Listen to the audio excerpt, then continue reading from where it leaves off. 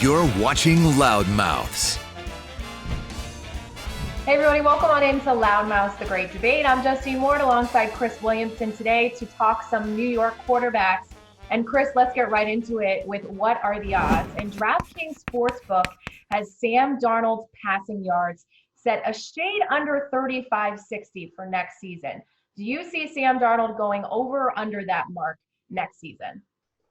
Well, Justine, when you think about last year, Sam Darnold only played in 13 games. He had 3,024 yards. When he plays a full season, he will easily get over that number. I think he gets actually 3,800.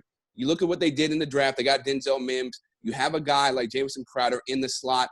Then they brought in Frank Gore, so he's going to be a decoy.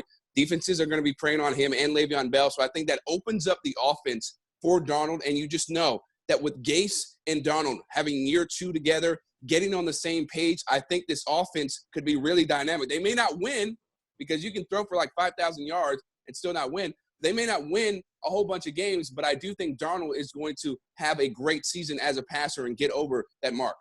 I agree. I'm taking the over here. I think you're right. The Jets have a very tough schedule. They may not win, but I'm looking for a huge improvement from Sam Darnold this upcoming year. Joe Douglas improved that offensive line. He's going to have a lot more time. I think the chemistry with Jamison Crowder improved towards the end of the year last year. And then they also went and got Denzel Mims, as you mentioned.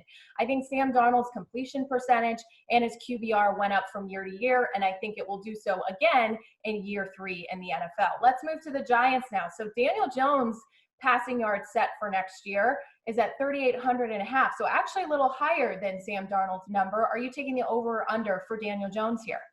I'm taking the under for Daniel Jones, Justine, and here's why. Because they don't really have too many talented or dynamic receivers when it comes to Daniel Jones' weapons. Okay, Evan Ingram, but we don't know about his health.